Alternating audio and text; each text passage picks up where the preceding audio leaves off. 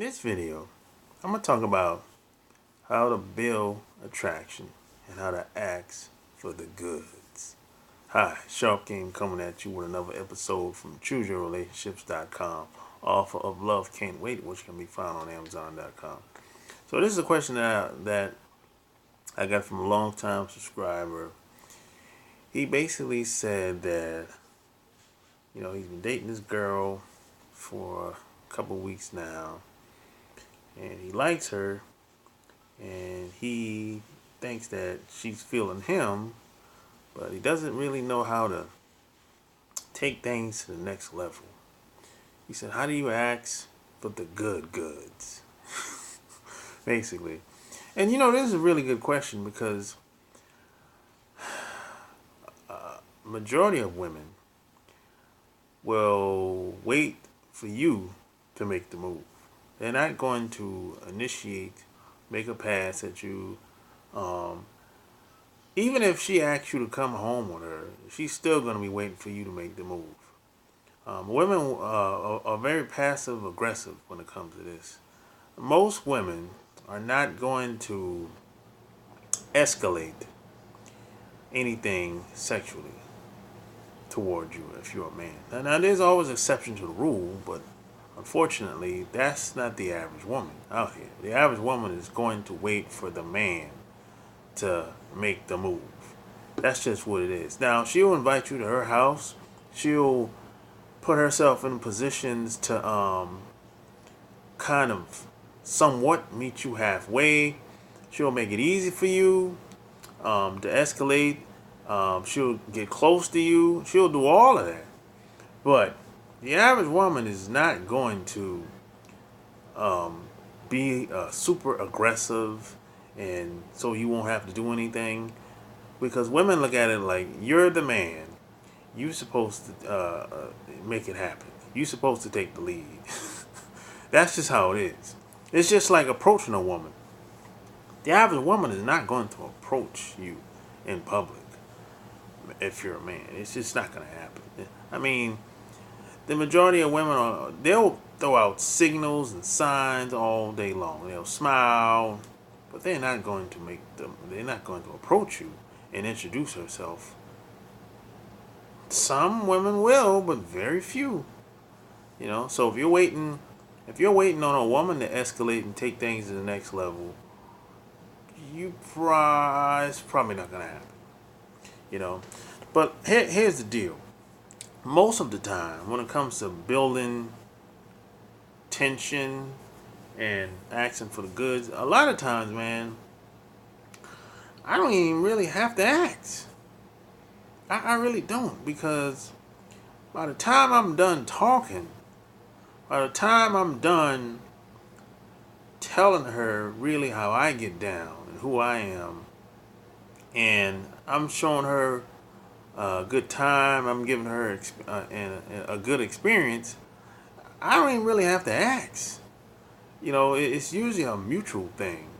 It's not. It's usually one of those things where I'll go to her house or she'll come to my house, and a lot of times, like I said, they'll position themselves in a way where it's like easy, and it's usually a reciprocation of me and her. Really, that's usually how it happens. But a lot of times, it's based on who you are, and what you're talking about. I mean, if your mouthpiece is if your mouthpiece is on fire, you talking that talk, you saying things that really tap into her emotions, you saying things that she's probably never heard too many guys say, or if any guy ever said at all, that makes a difference. See, you move women by tapping into her emotions. That's how you move them. Now, if you're not really tapping into her emotions, she's gonna treat you like one of the girls. And that's how a lot of guys get put in the friend zone. And a lot of times, man, I'll say things that kind of off the cuff. kind of like spontaneously. I mean, I don't really have a script or anything really. A lot of times it's based on the person that I'm dealing with at the time. A lot of times it's based on the environment that I'm in. Um, there's no one thing that works for almost every woman because every woman is different. Every woman's been conditioned, raised differently, see the world differently. Most of them, look different, dress different, smell different. So I say things that's based on who she is and the environment that I'm in, basically. But at the end of the day, it all goes back to tapping into her emotions. And I look at it like the more you can tap into her emotions, the more you can consistently tap into her emotions. At some point in time, she's going to want to spend more time with you and get closer to you and get to know you much better. And you won't really have to ask. Yeah, I mean, I've been doing this for a long time. I'm doing this for over 20 years. I haven't asked for sex in like 15 years. Now there's sometimes where I probably had to ask because of time, because of shortage of time or something like that or whatever. But even then, I'll say something like, "Hey, I want to do a one-on-one with you," or she might have say something like, "I want to do a one-on-one with you," or she might say something like, "I wanted to get to know you much better tonight," you know. So, because a lot of women are very passive with it, they're not gonna really say, "Hey, I want to jump your bones tonight. I want to jump on top of you and pound you." They're not gonna really come out and say it like that. But if the timing is, if you know you gotta, and even a lot of women, they'll reciprocate because if they know their time with you is gonna be short, they'll usually come out and tell you what they're looking for, what they really want to do with you, or what they want to do when they spend time with you. And the only reason why they would be so upfront like that is because you built up such a rapport with her, and you said something or did something, whether you realize it or not, wherever you are aware of it or not. She just wanted to get down with you. I mean, it's like it's just as simple as that, really. I was doing this, man, when I didn't even know what I was doing, and I was doing this. I just, if I look back on it now, there's a lot of things that was happening when I was in my 20s used to go over my head because I just couldn't believe it was happening. I mean, I couldn't believe that some of the stuff I was saying, and some of the stuff I was doing made women want to get at me like that and campaign like that.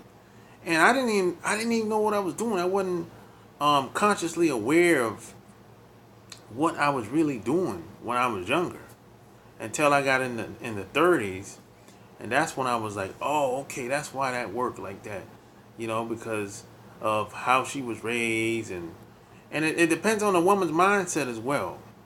It depends on who you are, how you present yourself, how you look, how you speak, how you walk, how you talk, your body game, wherever you muscular, maybe you fit, your haircut, your hair, your eyes, the way you smell, all that stuff makes a difference, man. All that stuff really builds attraction, really, whether you aware of it or not.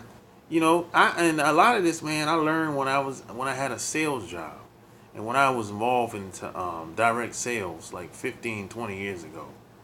A lot of the stuff that I learned, man, I didn't learn from conventional relationship advice, from people. I learned a lot of this stuff, man, through sales and from pimps, man, back in the day, man, and when I was in the Navy, man, traveling all over the world, man, really. So hey, if you want, if you having problems with this, or maybe you want to get better at a lot of this stuff that I talked about in this video, go get my book Love Can't Wait, and go get my first book, The Chicken's Guide to Having Women Bake for You, Sex, Lust, and Lies. You know, my first book, A Chicken's Guide, was basically a social book that I talk about between the sexes, between men and women.